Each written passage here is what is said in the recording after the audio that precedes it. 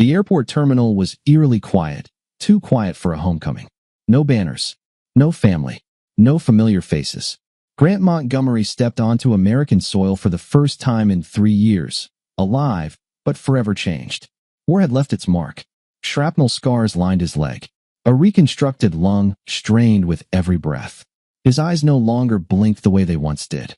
A cab dropped him off at the address he had clung to through every firefight, 318 Dunlow Ridge. But something felt off. His name was no longer on the mailbox. The porch swing was gone. A luxury SUV sat in the driveway, and the air carried no trace of Rita's baking, just fresh paint and an unfamiliar floral perfume. He rang the bell. A boy, no older than 8, opened the door, wide-eyed. "Hey, is Rita here?" Grant asked. The child blinked. "Mom's not home, but my dad's inside." Grant's jaw tightened. "Her what?" Footsteps approached. The door opened to reveal a man in an unbuttoned shirt, holding a glass of bourbon. Blake Halden, an old rival, a real estate parasite, smirking like he owned the place. "Well," Blake drawled, swirling his drink. "Looks like the dead do walk." Grant didn't move, didn't speak. Rage simmered just beneath his skin. Blake's smirk deepened. "Guess she didn't tell you. Welcome home, soldier." The door slammed shut. Grant stood frozen, fists clenched. What in the world had happened while he was gone? He didn't go to the police. Didn't call Rita. Didn't sleep. Instead, he walked. The only bar still open past midnight hadn't changed. Same rusted rail. Same sticky floors. Same half-lit jukebox. Just different faces in his old booth. He ordered whiskey. "No ice." "You looking for someone?" the bartender asked. "Rita Montgomery," Grant answered without hesitation. The bartender raised his eyebrows. "Thought she moved out months ago. Married that Blake guy, right?" Grant exhaled slowly. "Yeah, looks that way." A barfly leaned in, slurring. "Heard she got a big payout when you passed. House sold fast. She cried a lot, then bought herself a Mercedes." The whiskey burned going down, but not enough. Grant left before he did something he'd regret. He wandered through the quiet town, past forgotten landmarks. The old hardware store, the tree where Lana had broken her arm. Memories flickered like gunfire, sharp, jarring, cruel. A quiet voice cut through the haze. "Dad." Grant turned. Lana, 16 now. Taller, sharper. Eyes filled with hesitation and grief. He didn't speak. She swallowed hard. I didn't think they were telling the truth. That you were really gone. Where's your mom?" His voice came out rough. She hesitated. "Charlotte. Some real estate thing. With Blake." Grant stepped closer. "Tell me everything, Lana. Don't leave anything out." Her hands trembled as she reached into her backpack and pulled out a small black flash drive. "I've been watching them," she whispered. "It's all on here." Grant stared at it. For the first time in years, his hands didn't shake from war, but from something colder. What on earth was on that drive?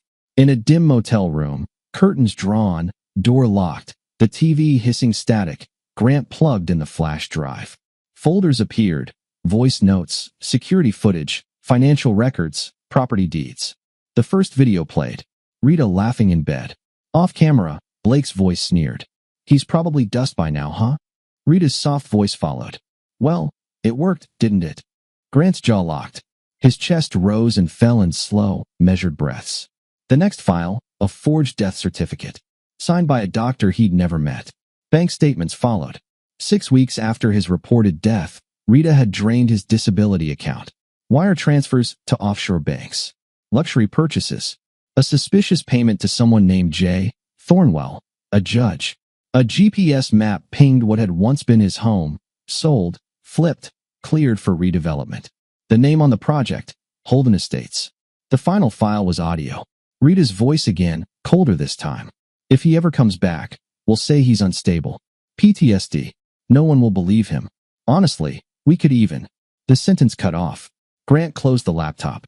No words. Just silence. Heavy. Suffocating. Outside, church bells rang. Sunday morning. He stepped into the daylight like a man walking off the battlefield all over again. Only this time, the war was home. She hadn't just betrayed him. She had buried him alive. The motel walls felt thinner that morning, like they couldn't contain what had been uncovered.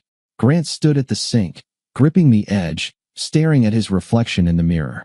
The faucet dripped, drip, drip, like a ticking clock. He hadn't slept. Couldn't. Every time he closed his eyes, he saw her in that video, laughing, entangled in sheets that used to be his. He turned on the shower, but never stepped in. Instead, he dressed in silence. Jeans, dark hoodie, military boots still scuffed from desert sand. He didn't look like a soldier. He looked like a man with nothing left to lose. By 8 a.m., he sat across from Lana at a diner off County Line Road. She stirred her hot chocolate, but didn't drink it. "You okay?" he asked, still staring out the window. "I'm not sure what that word means anymore," she said quietly. "You saw it all?" she asked. He nodded once. "They're not just together," Lana continued. "They're building something." His gaze sharpened. "Explain." She reached into her backpack and pulled out a wrinkled blueprint. "They're developing everything. Our land, the pond, the woods behind Nanny's. Blake's calling it Halden Heights. Condos, shopping centers." Grant studied the paper. That land had been in his family for 3 generations. His father had built their home with his own hands. His mother had planted every dogwood along the driveway. "They used my death to fast-track permits," Lana added. "I heard them talking to a judge once. Something about nudging the zoning board, with a little extra motivation." He didn't blink. "Did you record it?" She nodded. "It's on the flash drive. Folder marked, voice notes, legal." Grant exhaled slowly. "How long have you been doing this?" Lana looked down. "Since the day after your funeral." He blinked. "You went to that?" She looked away. "I had to. Everyone else said goodbye. I needed to make sure I wasn't crazy for thinking something felt wrong." His throat tightened. This girl, his daughter, had fought harder for him than the woman he had married. "You did good, Lana." Tears welled in her eyes, but she blinked them back. "What do we do now?" Grant looked at the blueprint, then out the window. A billboard loomed in the distance. Blake's face plastered across it, grinning. "Live Bold. Live Holden." Now, Grant thought, the heat in his chest turning to ice. "Now," he said quietly, "we watch them choke on their own lies." By noon, Grant had secured a storage unit on the outskirts of town. A dark, windowless box that would serve as his headquarters. No tech trails. No curious eyes. Just a metal room, a folding table, and a war-hardened sense of patience. He set up Lana's old laptop, connected a burner drive, and began organizing everything. Videos, recordings, contracts, text messages. Grant built a digital trail, carefully backing up every file onto multiple hidden drives. Every soundbite was a dagger. Every document, a bullet. In one clip, Rita's voice murmured to someone named Judge Thornwell. "Push it through. He's dead. There's no one left to object." Another showed Blake laughing in a meeting with 2 men in suits. "Montgomery's land was gold. Poor guy did half the work for us. He just had to die for it." But Grant wasn't dead. He was listening. With each file, a darker truth unraveled. This wasn't just infidelity. It was coordinated theft. Rita wasn't just unfaithful. She was laundering money through a shell company tied to a questionable development fund. Federal benefits, veteran grants, real estate loopholes. They had drained his life for profit. Later that evening, Lana arrived with a brown paper bag full of burgers and fries. She stepped inside, glancing around. "This place feels like a bunker." "It is," Grant said, taking the bag. "And we're going to win this war from here." She set down a new phone. "Got it from a friend. Burner. No trace." He nodded. "Smart." She sat, watching him work, watching a man rebuild a battlefield. "You're not going to hurt them, right?" she asked softly. Grant looked up, eyes dark but focused. "No." "Then what?" A small, cold smile tugged at his lips. "I'm going to let them keep thinking they've won." 2 days later, Grant stood across the street from what used to be his home. Men in hard hats were tearing down his old porch, transforming the property into a construction site. Signs lined the front lawn. "Coming soon, Halden Heights. Luxury starts here." An SUV pulled in. Rita stepped out. Heels, sunglasses, Bluetooth headset. She laughed at something on her phone, waved to the crew, and disappeared inside, like she had never belonged to anyone but herself. Grant gritted his teeth and walked away. But he didn't go far. The county records office smelled like toner and old carpet. A young clerk met him at the counter. "Need help with something?" Grant placed a document on the counter.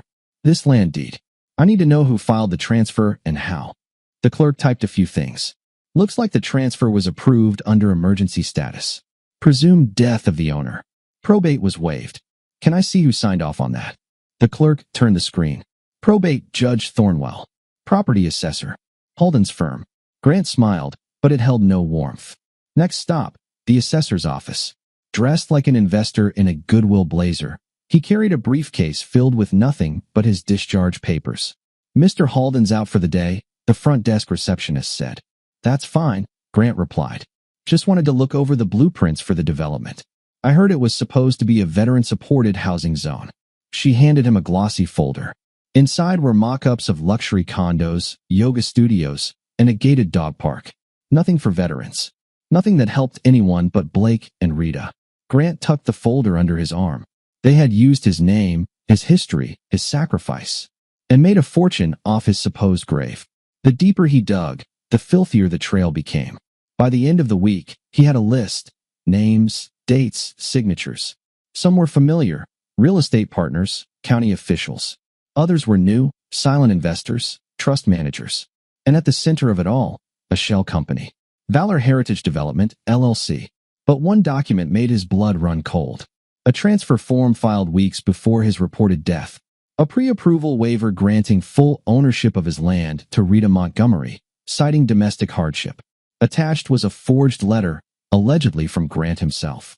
I intend to transfer my assets to ensure the well-being of my wife and daughter should anything happen to me. Grant had never written those words. She had planned the handover before his deployment even ended. Unbelievable, he muttered, dropping the paper onto the storage unit floor. Lana stood in the corner, arms wrapped tightly around herself. She wanted it all, Grant said. Not just to move on. Not just Blake. She wanted the land. The money. Everything. Lana nodded. She always said this place held her back. That she could have had a bigger life. Grant looked at her. She used you. I know, Lana whispered. She made it sound like we were starting over. I didn't know about the forged paperwork. I thought she just gave up on you. I didn't think she erased you. He stepped closer, resting a hand on her shoulder. You believed in me. That's more than most. Lana's voice hardened. So what do we do with all this? We trace the money, follow the files, and then, Grant's jaw tightened. Then we expose everything. How? His eyes darkened. We take down the entire operation. But first, he said, we need to find the one thing they think they buried deep. Lana tilted her head. What's that? He met her gaze. A witness. Grant drove 2 hours east, past Durham, to a rundown trailer park. The man he was looking for didn't exist in any public records. But his name had surfaced in the metadata of a scanned invoice. Thomas R. Culver, a notary, the one who had witnessed Grant's death affidavit. Only, Grant had never met him. He knocked on a faded aluminum door. Waited. Nothing. He knocked again, harder. This time, the door creaked open an inch. A balding man peeked through. Who are you? Grant's voice was flat. Someone who's supposed to be dead. The man froze, then slammed the door shut. The lock clicked. Grant took a step back, speaking loud enough for him to hear. I know you notarized a document claiming I was Kia. I know you signed a lie. And I know forgery like that can land someone in prison. Silence. Then the door creaked open again. Inside, Culver sat at a cluttered table, chain-smoking. His hands trembled worse than Grant's. I was paid, he stammered. Said it was routine. A military form. Nothing strange. Who paid you? Grant asked. Some guy in a suit. Said he was legal counsel for Halden Developments. Showed me Rita's ID. Told me she needed the transfer processed fast before regulations changed. Grant's eyes narrowed. Did you confirm the death? Culver swallowed hard. No. I just signed what they gave me. Do you still have the originals? The man looked panicked. No. But I took photos for my own protection. Grant leaned in. You're going to send me everything. And when the time comes, you're going to testify. Culver paled. Testify.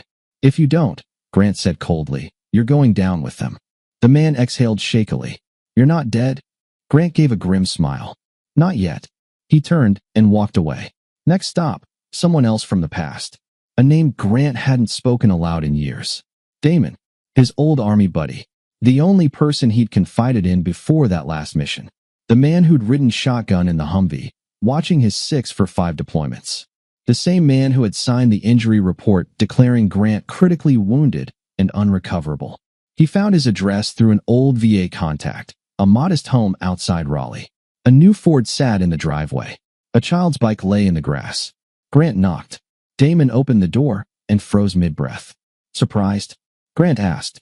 Damon swallowed. I thought you were dead. You signed the report, Grant said. Why?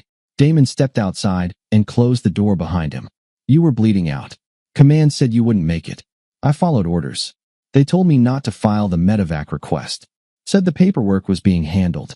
I thought you were gone. His voice wavered. Then I saw Rita at the memorial. She looked fine. Too fine. You never followed up. I tried. Got blocked. Reassigned to desk duty. I knew something didn't add up, but I didn't have proof. Grant stepped closer. You have a chance to fix that. Damon met his eyes. What do you need?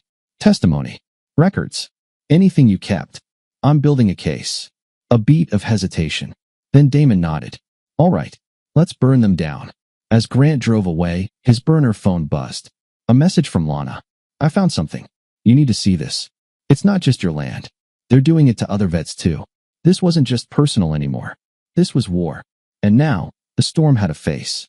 It wasn't just Rita, or Blake, or even the crooked judge who had treated Grant's death certificate like a routine invoice.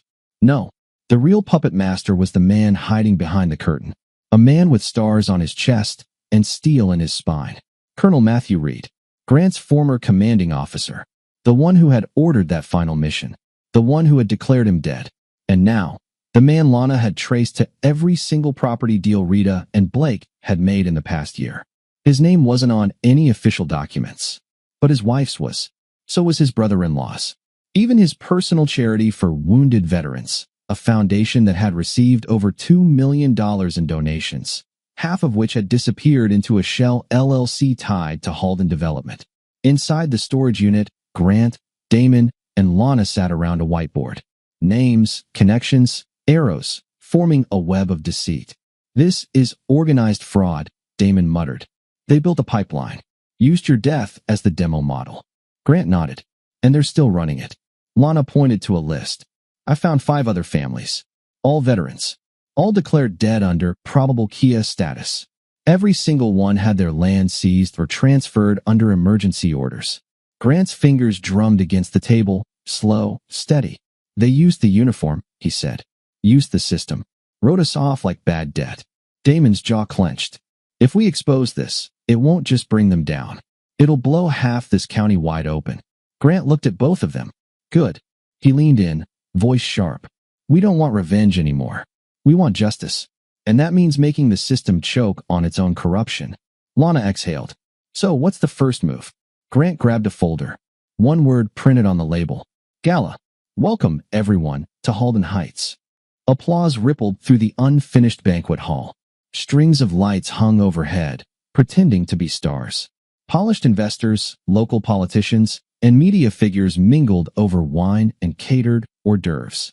At the center stood Blake Halden, microphone in one hand, champagne flute in the other.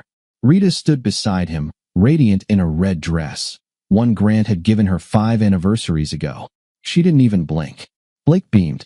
This project, he declared, represents the new American dream. A place where tradition meets innovation, where legacy becomes luxury. The crowd clapped on cue like trained seals. But Grant was already inside, a shadow in the back corridors. He kept his head down, dressed in black, a vendor badge clipped to his shirt. Credentials forged by Lana's contact at a local print shop. He carried a box of media equipment. At the exit, Damon stood in a valet's jacket. He gave Grant a silent nod as he passed. Everything was in place. Upstairs, Lana sat in the audio booth, her hands resting casually on the soundboard. She pretended to monitor the music. In reality, she was streaming everything to an encrypted cloud. Cameras were planted. Microphones hidden in flower vases, napkin holders, speaker podiums. Every whispered promise, recorded. Every shady deal, captured. Every, "we'll get you your cut," archived. And just past 8 p.m., Grant saw him. Colonel Reed. Older now, grayer, but still smug. Laughing with the mayor. Sipping from a champagne glass filled with donor dollars. Grant stared. His chest didn't rise. His hands didn't shake. His eyes didn't blink. Not yet. Now was the time to listen. Let them enjoy their illusion. Because the higher they climbed, the harder they'd fall. The next morning, Grant stood on the courthouse steps before the doors even opened. He didn't go to the front desk. He walked straight to the clerk's records room. No bribes. No threats. He had Lana. She smiled at the young clerk. I'm doing a school project on local housing development. Just need some public files. Grant stood behind her, silent. A forged release form in his hand. Judge Thornwell's name typed cleanly across the top. 20 minutes later, they had it all. Title transfers, hearing dockets, emergency land seizure forms.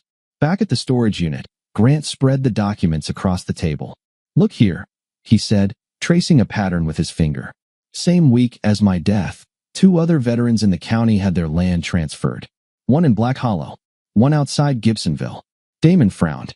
That pattern's too clean to be coincidence. It's not, Grant said. It's a machine, a system that feeds on our silence. And the deeper they dug, the worse it got. Emails between Halden's company and county appraisers, offering under-the-table bonuses for expedited processing. Digital payment trails from Valor Heritage Development, leading straight to Reed's charity. And then, Rita's email to Blake. He'll never come back. He's buried. We can finally build the life we wanted. Lana stared at that line the longest. She chose money, she whispered. Over you. Over me. Grant nodded once. Then we take her crown. And his kingdom. Their whole empire. Damon tapped the screen. 3 days. Grant checked his watch. That's when the city council votes on the final permits. We expose them before that. We ruin them at their peak. And after? Damon asked. Grant's expression didn't change. After, we make sure no one ever uses a soldier's grave again. It was always the paperwork. Greed made people sloppy. And when money moved faster than people could track it, mistakes happened. Grant knew that. He was counting on it. His next target wasn't a politician. Wasn't a general. It was a numbers guy. Jared Fisk. A mid-level accountant whose signature appeared on 5 property deals tied to Valor Heritage Development. Formerly of Halden's firm, now conveniently running a private compliance consultancy. Lana tracked him to a coffee shop off I-40. Every Wednesday. Same table by the window. Same order, double espresso, no sugar. Grant walked in and sat across from him, uninvited. Jared blinked. Can I help you? You already did. Grant dropped a folder on the table. Inside, copies of forged VA transfers, bank logs, and a photo of Jared at the gala. You know what this is? Grant asked. Jared's throat moved nervously. I have no idea what you're talking about. Grant leaned in, voice steady but cold. Your signature is on documents that helped steal land from disabled veterans. One of those veterans was me. Recognition flickered across Jared's face. You're Grant Montgomery. Surprised I'm not 6 feet under? Jared shifted in his seat, sweat gathering along his hairline. Look, man, I just moved numbers. I didn't know the full story. Grant pulled out a flash drive and set it on the table. On here is everything you gave them. You've got 2 options. Talk to me, or I take this straight to the DA and let you be the face of the scandal. Jared swallowed hard. I want emails, names, schedules, everything. He hesitated. Okay, but I want protection. You'll get it, Grant said, rising to leave. If you move fast. Clock's ticking. Grant had never asked to be a hero, but what he read next made his hands shake. Jared delivered. Emails, contracts, even screenshots of burner phone messages. But the file that hit hardest? A spreadsheet. A list of veterans. Marked as targets. One name stood out. Staff Sergeant Leo Mendez. Same deployment. Same foxhole in Kandahar. Leo had lost a leg. He had retired to a quiet farm just outside town. But according to the spreadsheet, that farm had been seized. Reason, unpaid property taxes. A lie. The file showed the taxes had been paid early, but the records were altered just before the seizure papers were filed. Grant drove to the edge of Moore County. Dirt roads. Dust in the air. He found Leo living in a rusted trailer beside a half-finished construction site. What happened to your house? Leo recognized him instantly. Montgomery? Man, I thought you were dead. Not yet. Leo's smile faded. Bank took the farm. Said I missed 2 quarters. Did you? No. I showed them receipts. Didn't matter. They said a judge approved it. Grant nodded. Judge Thornwell. Leo blinked. How do you know? Because it wasn't just you. They're using vets. Our names. Our records. Our trauma. Leo shook his head slowly. Vultures. Grant pulled out a folder. I'm building something. I need your statement. And if you've got any old paperwork, even better.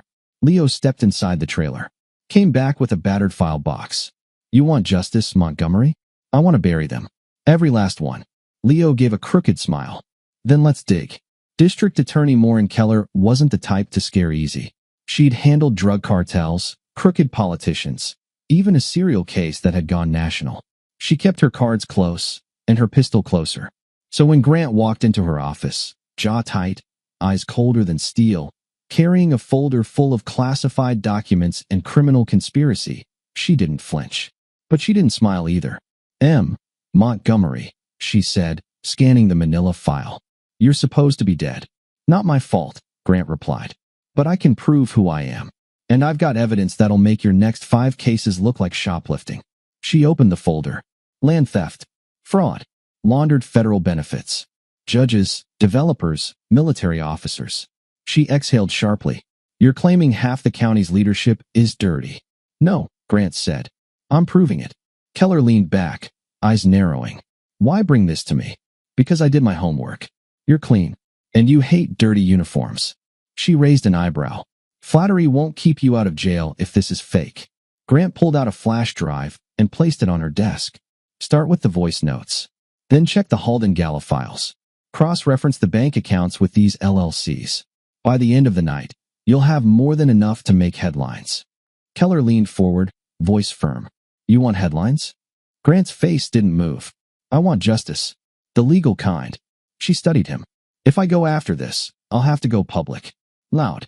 Political suicide. Then make it loud enough they can't bury it. A long silence. Then she nodded once. You've got 72 hours. Bring me something bulletproof, or I bury it myself. Grant stood. You'll have it. He met her gaze. And when this is over, you'll wish I had stayed dead. Lana sat in her car outside her mother's condo, fingers trembling on the wheel. She hadn't stepped foot inside in weeks. Rita had stopped texting, stopped calling. Blake had left one message, more warning than warmth. You're being ungrateful, Lana. You don't understand what we've built. But she did, and she was about to walk straight into it. She clipped the wire mic inside her sweater, tested the audio feed on her phone, took a breath that felt heavier than air. Then she knocked. Rita answered in a silk robe, coffee in hand, smile painted on like makeup. Well, look who finally remembered she has a mother. Lana stepped inside without hugging her. Just needed to talk. Rita closed the door behind her, heels clicking sharp against the marble. About. Lana swallowed. I don't know where I fit anymore. With Dad gone, with Blake. She glanced around. Everything was different now. Rita's expression softened, or pretended to. Sweetheart, this is for the best. He wouldn't have been happy here. He wasn't the same anymore. Lana met her gaze. You knew he was alive. Rita's smile twitched. What are you talking about? Lana lowered her voice. I heard you. Months ago. You said if he came back, you'd make sure he disappeared again. Silence. Thick. Stifling. Then Rita laughed. Baby, people say things they don't mean when they're scared. Lana shook her head. You weren't scared. You were excited. Click. The wire was still live. And Rita had just confessed. Lana stood. Thanks for the talk. Rita grabbed her wrist. You listen to me. But Lana yanked free. No. You listen. He's coming. And you won't see him until it's too late. They moved in silence. Grant, Damon, Lana, and Jared met at a lockdown warehouse outside town, an old telecom hub owned by Damon's cousin. No eyes. No internet. Just steel, concrete, and power. A modern-day war room. On the table, 10 burner phones, 2 laptops, color-coded files, and a whole section of the whiteboard labeled leverage. Lana pointed to a laptop. Everything's synced. Each mic, each camera, feeds into the cloud. We've got dual backups, Utah and Germany. Grant nodded. If they shut us down, we still take them down. Jared pulled up a calendar. Council votes in 48 hours. That's when they finalize 5 more land grabs from vets. Then we stop the vote, Grant said. How? Damon asked. We don't stop the vote, Grant replied. We stop the people behind it. He pointed at 3 names. Judge Thornwell, Councilman Ernie Griggs, Colonel Reed. These 3 get a visit. No threats. No weapons. Just truth. Damon raised an eyebrow. Truth doesn't scare guys like that. It does when it's on camera, Grant said. And tied to federal crimes. Lana slid a flash drive across the table. Here's the cleaned up audio. Every major offense, forgery, money laundering, bribery, racketeering, all time-stamped. Jared added. And the gala server footage? Still clean. We can live stream it on the night of the vote. Make it public. Grant looked around the room. This isn't just about Rita and Blake anymore. It's about every name on that list who saw a soldier as a loophole. Damon smirked. Operation Ghost, huh? Grant nodded once. Let's haunt them. Judge Thornwell wasn't the kind of man you confronted in daylight. Too many eyes. Too much cover. So Grant waited until after dark. He found the judge at his usual Thursday night haunt. A private poker game in the back room of Baxter Steakhouse. Same table. Same cigar. Same smug grin. Grant entered through the kitchen, flashed a fake catering badge, and melted into the shadows. When the game broke for drinks, Grant followed Thornwell down a quiet hallway.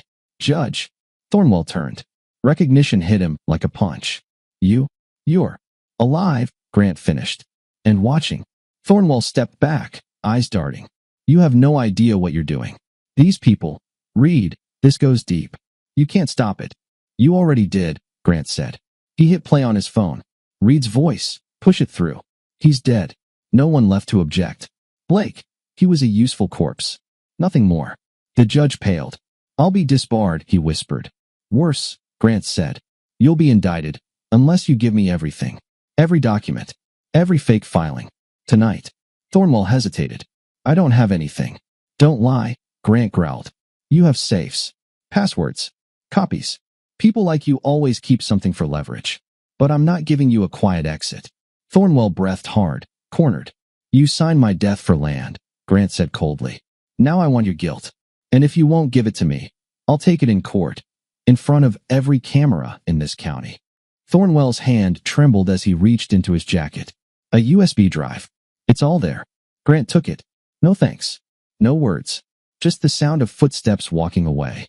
Across the city, Blake Halden poured himself a top-shelf scotch, the flickering lights of the skyline reflected in the floor-to-ceiling windows of his penthouse office. Victory tasted good.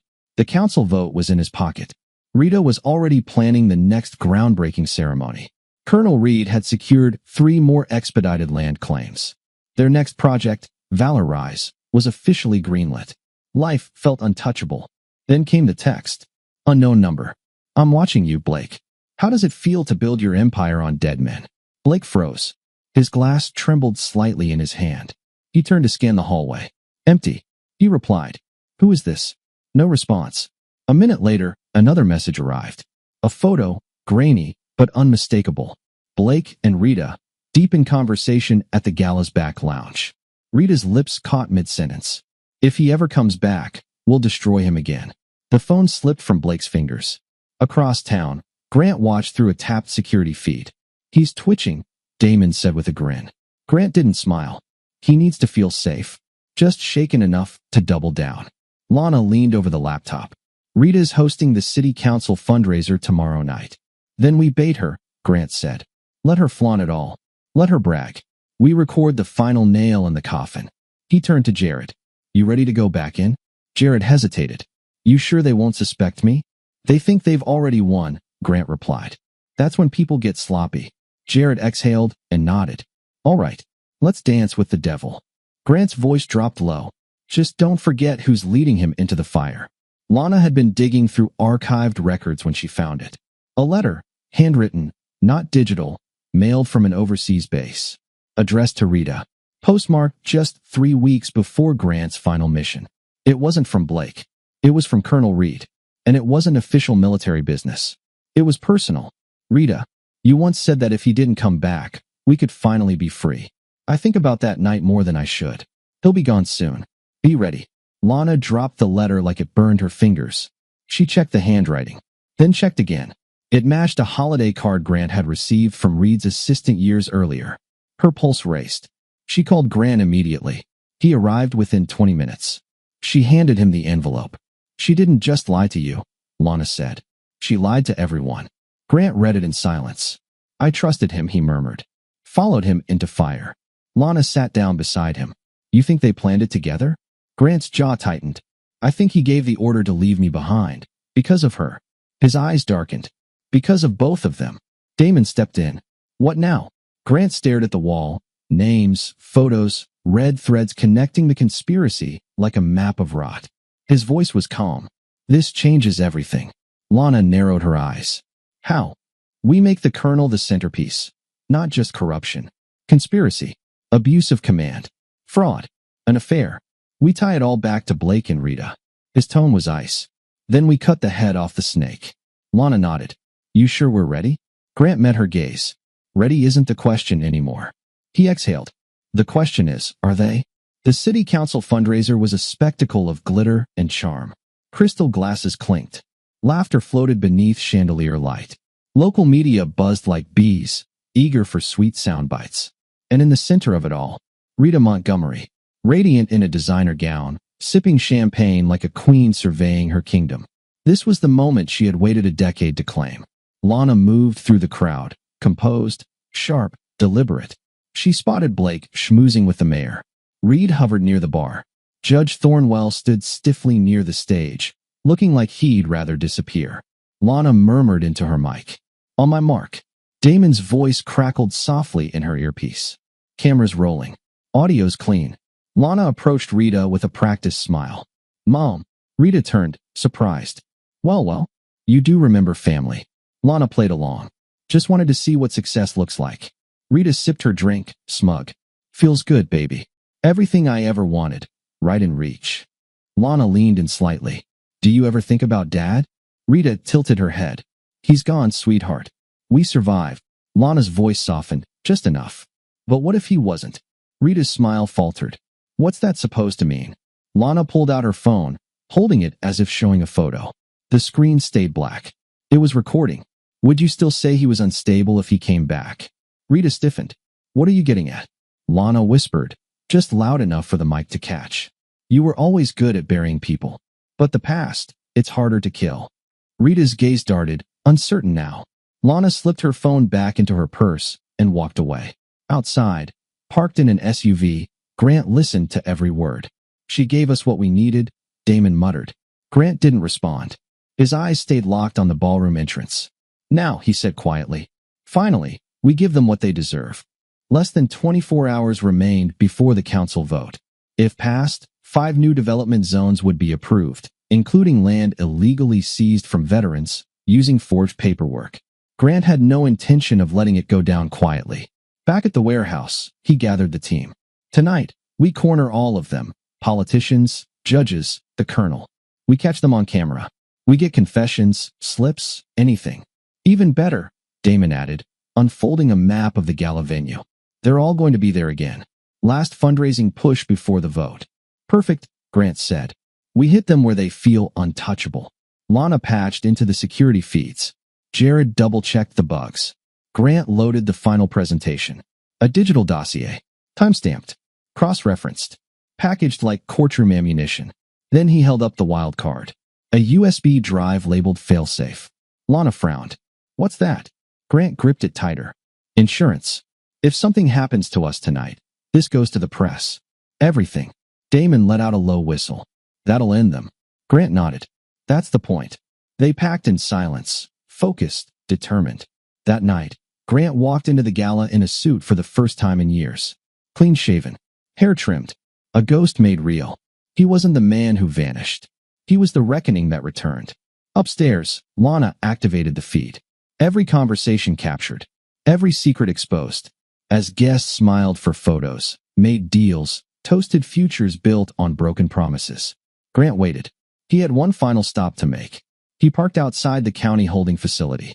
Not a prison, just a stopover for those awaiting arraignment. Rita was inside. She had been picked up for unpaid tickets tied to a stolen property. Grant's bait, a forged file, had triggered the arrest. She thought it was a mistake. She didn't know it was the beginning of her undoing. A guard led him to a visitation room. One-way glass. Cold metal. Plastic chairs. Grant sat. Waited. Rita entered, pale-faced in gray, no makeup, no mask. The moment she saw him, she slowed. You? Her voice barely more than a whisper. Me? I don't understand. Why? Why are you doing this? Grant leaned forward, his eyes steady. Because you stole my name. My land. My memory. You replaced me before the dirt was even settled on my tags. Rita's lips trembled. I was scared, she admitted. I thought you were gone. You hoped I was. She shook her head. I moved on. I had to. Lana needed stability. She needed a mother who didn't sell her father's grave. Rita's breath caught. You think this is easy for me? Grant's gaze never softened. You made it easy. You sold my life like a property listing. He stood. Now it's your turn to watch everything you built burn. He stood. Goodbye, Rita. She grabbed the glass between them, her fingers white with tension. You won't get away with this. For the first time in weeks, Grant smiled. A small, sharp thing. I already did. The city council chamber was packed. Reporters, developers, families. Cameras pointed in every direction. A row of council members sat stiffly beneath a banner that read, Growth for the Next Generation. At the back of the room, Grant stood silent as the meeting began. Councilman Griggs, beaming with false pride, stepped forward. This vote represents opportunity, unity, and progress. 3 rows back, Damon sent a single text. Now. Lana pressed a button. The chamber screens flickered. Gone were the slideshow maps and polished campaign graphics. Instead, raw footage began to play. Rita and Blake laughing about Grant's supposed death. Colonel Reed's voice reading from the damning letter, Be ready. Judge Thornwell's hallway confession. One by one, the clips rolled. The room fell silent. Faces turned pale. Blake shot to his feet. This is illegal. You can't. Sit down, the mayor snapped. Reporters kept filming. Council members panicked. One stormed out. Another shouted for a recess. Too late. The truth was already out. Grant stepped forward, calm, steady. His voice carried through the stunned chamber. My name is Grant Montgomery, U.S. Army Ranger. Declared dead. Buried by my own wife and her partners. They stole my land. My benefits. My name. He held up a folder. It's all here. Every file. Every forged document. And it's going to federal court. Then he turned to the cameras. This wasn't just betrayal. It was fraud. Fraud against veterans. Against our people. Against the very ground we bled for. Blake bolted for the exit. Police officers intercepted him at the door. Rita was already in handcuffs. Reed tried slipping through a side exit, didn't get far. Federal agents were waiting. As the room erupted into chaos, Grant remained still. The fire was lit. Everything they built was burning. The city never truly slept. But that night, it froze. Within 2 hours, the footage had gone viral. Not just local news, national. Hashtag Stolen Valor trended across social media. Cable news ran split screens. Grant's statement on one side, mugshots of Blake Halden and Rita Montgomery on the other. Lana's files were uploaded to a secure whistleblower site. Every forged document, every backroom payment, every recorded confession, now open to the world. By midnight, 5 more council members were under investigation. At 12:42 a.m., federal agents raided Colonel Reed's private residence in Durham. They found 2 off-the-books laptops, multiple passports, $180,000 in untraceable cash. Outside the warehouse, Grant stared at the skyline. Damon joined him. Think it'll stick? Grant didn't blink. It has to. Jared's phone buzzed. Keller wants to talk. Says indictments are being prepped. She's calling it the biggest local corruption case in 20 years. Lana stepped out from the back room, laptop in hand. I got a ping from a soldiers group in Texas, she said. They've seen similar land seizures. They want to help. Grant turned to her, met her gaze. This isn't just about me anymore. Lana nodded. No, it's about all of you. The ones they tried to erase. Grant looked up at the stars. Tonight, they weren't just distant lights. They were witnesses, watching justice rise. And it wasn't over yet. The arraignment was public. By sunrise, people were lined up around the courthouse. Veterans in uniform. Families holding handmade signs. News vans fighting for curb space. Inside, the air was heavy, part anger, part disbelief. At the defense table, Blake Halden, pale, cuffed, eyes sunken. Rita Montgomery, trying to maintain composure, makeup smudged, hair pulled tight, as if appearance could still shield her. The courtroom doors closed. Judge Keller entered and struck the gavel. Court is now in session. Then came the charges, one by one. Each a hammer blow. Grand larceny, wire fraud, land theft, conspiracy to defraud the U.S. government, forgery, obstruction of justice. Blake tried to speak. Your Honor, this is all. Quiet, Keller barked. Rita's lawyer leaned over, whispering, desperate to salvage something. Anything. At the prosecution table, DA Morin Keller stood tall, flanked by FBI agents, surrounded by boxes of evidence. She turned and locked eyes with Grant in the second row. She gave a single nod. He gave nothing back. Then came the moment no one could spin. The projector lit up the courtroom wall. Rita's voice echoed across the room. If he ever crawls back, we'll make sure no one believes a word he says. Gasps rippled through the gallery. Then the judge spoke. Due to the overwhelming evidence presented, bail is denied. The defendants will remain in custody until trial. Rita's mouth fell open. This wasn't supposed to happen. Blake turned to her, panic rising. You said this would be clean. You said we were safe. You said I was your insurance. She hissed something back, but it didn't matter. The damage was done. Grant watched them fall apart. And for the first time, he smiled. The reckoning spread fast. Within 48 hours, more arrests followed. Judge Thornwell caught at his lake house, trying to burn files. Councilman Griggs, handcuffed mid-interview. A former VA liaison, exposed for funneling fake widow benefits to sham charities. And most shocking, Colonel Reed, booked into federal custody. No press allowed. Grant didn't attend every arrest. He didn't need to. He sat in the warehouse, watching it unfold on the screens. You really did it, Damon said. Grant shook his head. We did. Lana entered with her phone. People are reaching out. Families, soldiers, journalists. They want your story. Grant exhaled. They have it. No, Lana said, stepping closer. They want to hear it from you. Not just files. Not just footage. The voice. The face. He leaned back in his chair. I'm not a hero. Lana's expression didn't waver.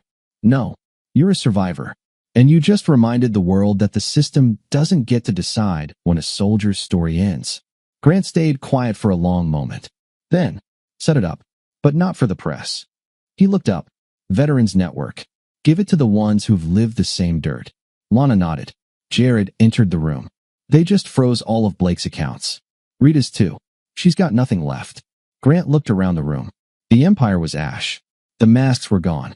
And justice hadn't come through violence. It had come through truth. We can finally build the life we wanted. She dropped her eyes. The jury didn't look away. Then Blake cracked. Under cross-examination, he snapped. Everyone knew what we were doing. It was business. Wrong move. Keller turned to the jury.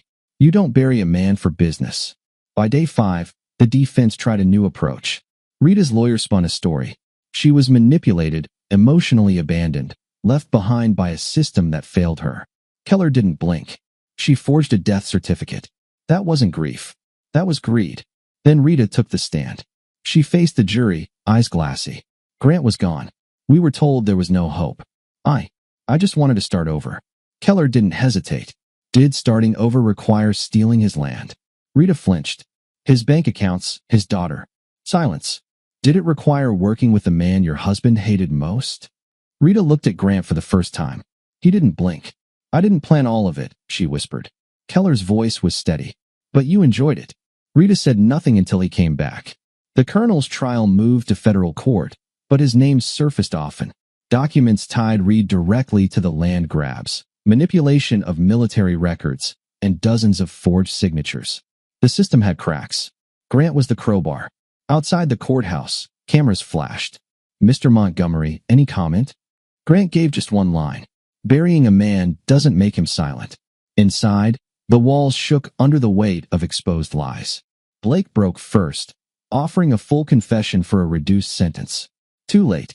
The plea deal was denied. Judge Keller's ruling was clear. This case isn't just about individuals. It's about a pattern of exploitation, one that stops now. Sentencing day arrived like a storm. Rita wore the same beige blouse from Grant's memorial. The irony wasn't lost on anyone. Blake stood still, jaw tight, as the judge read the verdict. Blake Halden, 22 years for conspiracy, fraud, racketeering, and obstruction. Rita Montgomery, 17 years for forgery, financial theft, and conspiracy to defraud. Judge Thornwell, 12 years, no parole. Colonel Reed, awaiting federal trial, likely facing 25-plus years. As the judge closed the file, she addressed the courtroom. This is not just a victory for one man. This is justice for every veteran used as a stepping stone, for every name erased for profit. She turned to Grant. Reporters swarmed. Grant ignored them. No words, no answers, just steps past the cameras, past the noise. Lana caught up to him at the car. "It's over," she said. He met her eyes. "No," he replied. "It's just beginning." She smiled. "So what now?" Grant stared ahead. "Now we rebuild." For the first time since setting foot back on American soil, Grant Montgomery didn't feel like a ghost. He felt alive. The courthouse stood quieter now. No press, no shouting, just dust in the air and the echo of what had been done. Grant stood by the side doors, a manila envelope tucked under his arm. Inside, papers he never thought he'd hold again. His military discharge form, the status box, once marked presumed Kia, now read, verified, alive. Outside, Leo Mendes leaned on his cane, grinning. "Told you Carmen never misses." Grant handed him a second envelope. "Your pension paperwork, unfrozen. Full back pay." Leo stared at it. "You serious?" "Signed yesterday." Leo exhaled. The sound was relief and rage tangled together. "Feels weird, doesn't it?" he asked. "Winning." Grant shook his head. "It's not a win. It's a correction." Across the state, more veterans came forward. Grant's case cracked open a wider investigation. Property seizures, fraudulent benefit cuts, illegal guardianship arrangements. The same pattern repeated, county after county. D.A. Keller formed a task force. Grant wasn't just a symbol anymore. He was part of the fix. No applause. No speeches. Just cleanup. He worked quietly, identifying forced cases, testifying anonymously, meeting families who thought they'd lost everything. Lana helped organize records. Dererick built a small legal team for affected vets. And in the middle of it all, Grant kept moving. Redemption wasn't loud. It was steady. And now it was happening. The prison smelled of bleach and concrete. They made Grant wait 15 minutes, enough time for second thoughts. He didn't leave. When the guard finally opened the door, Rita was already seated behind the glass. Beige jumpsuit, thin as a shadow. She didn't speak first. He sat and picked up the phone. She hesitated, then lifted hers. "Why are you here?" she asked, voice low. Grant looked at her, not with rage, not with pity, just truth. "I wanted to see what nothing looked like." She flinched. "You're not here for revenge." "No," he said. "That part's over." Rita studied him. "You were supposed to stay gone." "I know." She looked down. "Blake," he lied too. "I thought it was love. I thought we'd get away with it. But it turned on us." Grant's voice stayed steady. "No, you turned on yourself." Her eyes glossed over. "I lost everything." Grant leaned forward. "No, you threw it away. There's a difference." She opened her mouth, then closed it. He stood. No threats, no anger. Just this. He leaned closer to the glass. "You died the day you buried me. And I lived the day I left you behind." Rita said nothing as he walked away. No goodbye. No closure. Because closure wasn't something she earned. The construction signs were gone. The bulldozers, trailers, and fencing stripped away like rust peeling from metal. What remained were the bones of something real. A house foundation. An old oak still standing. Earth that finally belonged to the man who had bled for it. Grant stood on his family's land, hands in his pockets. When the wind tugged at his jacket, he could still hear his father's voice in the trees. Still picture his mother planting dogwoods along the driveway. And now it was his again. Lana stepped out of the truck carrying a handmade sign. "What do you think?" she asked. It read, "Montgomery ground. No trespassing." Grant ran his hand over the carved letters. "You made this from the old porch. Thought we should use it." He knelt and hammered it into the ground himself. No ceremony, just purpose. "Looks right," he said. They walked the land together, tracing the outlines of what once was and what would come again. No condos, no corruption, just rebuilding. A small cabin, solar power, rainwater collection, maybe even some livestock. A quiet life, honest work. Lana pointed toward the back acres.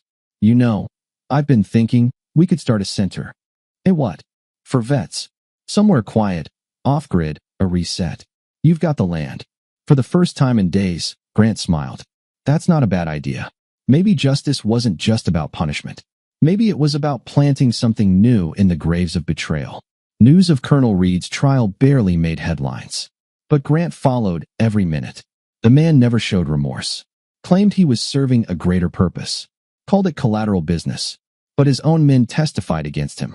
Emails, orders, secret payouts, the hidden relationship with Rita. It all spilled out like bile. He was sentenced to 27 years without parole. Disgraced. Stripped of rank. Stripped of name. But the real punishment, the silence. No honor guard. No retirement. No ceremony. Just a number on a cell door. Grant didn't attend the sentencing. He didn't need to. Instead, he sat by the pond on his land, Lana beside him. The sunset bled through the trees. "You feel done?" she asked. He thought for a long moment. "Not done," he said. "Just steady." She leaned her head on his shoulder. This time, he didn't flinch.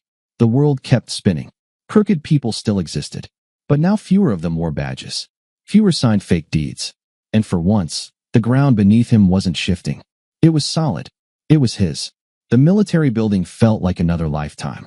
Grant walked the sterile halls quietly, flanked by two younger officers.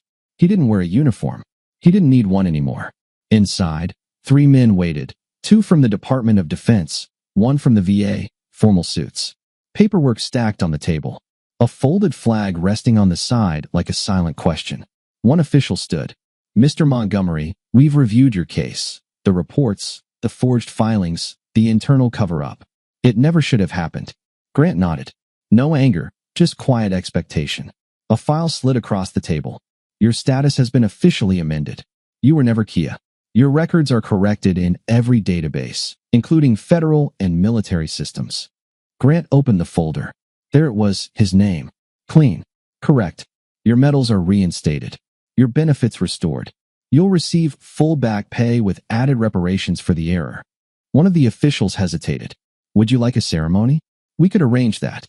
"No," Grant said calmly. "I didn't come for applause." The men exchanged glances, then nodded. He signed where they told him and left the building quietly. As he stepped into the sunlight, Lana waited by the truck. "How'd it go?" she asked. He handed her the folder. They gave it all back. She opened it slowly, her voice catching. "Your whole name again." "No," he said, sliding into the driver's seat. "I'm finally real again." The wind on the land was softer now. No construction trucks, no sirens, just the breeze through the trees, birds circling above, and the steady sound of hammer on wood. Grant was rebuilding by hand, one board at a time. The new cabin rose from the same footprint as his childhood home. Not fancy, just strong. He'd built shelters in worse conditions. But this one was for living. Lana helped, hammering nails, painting signs, cutting insulation. They worked in rhythm. No noise, no tension, just peace. Dererick stopped by with 2 iced teas. "How long you been out here today?" "Since sunup," Grant said, taking the drink. "Place looks good. It'll feel better when it's done." Dererick leaned against the porch post. "You ever think about leaving town?" "Not once. You could disappear. Start fresh." "I already did," Grant said. "Right here." Dererick looked around. "You know what you pulled off? Most people don't come back from betrayal like that." Grant didn't answer immediately. Then it wasn't about coming back. It was about taking back. Dererick nodded. "Hell of a thing." Later, as night crept in and the stars blinked awake, Grant sat outside on the half-finished porch, watching the horizon. He wasn't waiting for something to happen anymore. He was just being. No war. No ghosts. Just peace. And for the first time in years, he let himself sleep without a gun under his bed. It came in the mail like any other envelope. No fancy stamp. No official seal. Just her name in the corner. Lana Montgomery. Grant found it on the porch and sat down to read. "Dad, I wrote this for a scholarship essay. I don't know if I'll win, but I needed to say it anyway. People always talk about soldiers like they're just warriors. But I've seen something else. I've seen what happens when a man loses everything, not on the battlefield, but at home.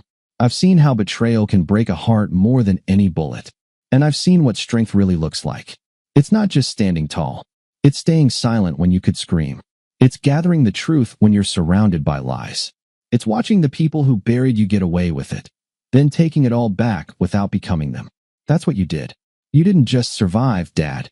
You changed the ending. For me, for other veterans, for yourself. I want people to remember that revenge didn't define you. Justice did. And that's the man I'll always be proud to call my father." Lana.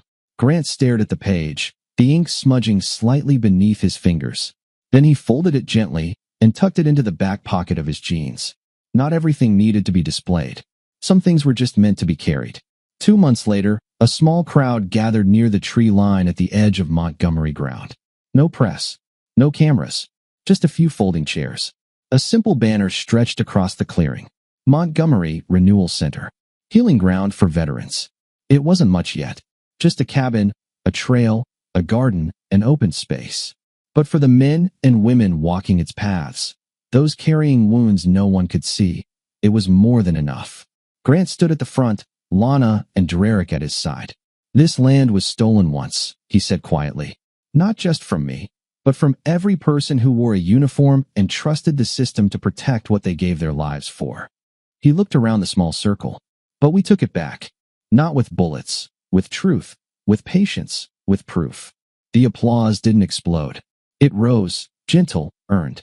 Later, Grant walked the grounds.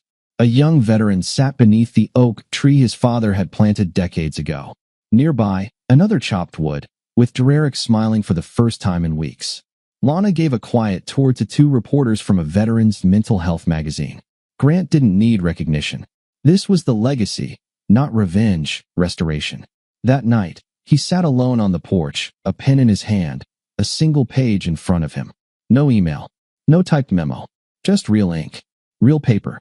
To whoever reads this next, you might be where I was, buried under lies, left behind, angry at a world that doesn't seem to care what it cost you. Don't stay there. Don't let betrayal become your identity. Don't become them to beat them. Beat them without becoming what they feared you'd become. Tell the truth. Build again. Plant something new where they tried to salt the earth. And above all, keep your name. The system may fail, but you don't have to. Grant Montgomery. He folded the letter, placed it in a metal box, and buried it beneath the old oak tree. One day, someone else might find it. Someone who needed it. And that would be enough. Sunlight broke across Montgomery ground. Inside the finished cabin, Lana brewed coffee. Stepping onto the porch, she found her father already up, boots laced, jacket on. Where you headed? She asked. Backtrail, he said. That creek needs clearing. Want company? He paused, then smiled. Always. As they walked through the morning fog, the land felt new. Not like it had forgotten, but like it had forgiven. Peace at last had taken root. Dear listeners, please share your thoughts in the comment section below. And don't forget to like, share, and subscribe.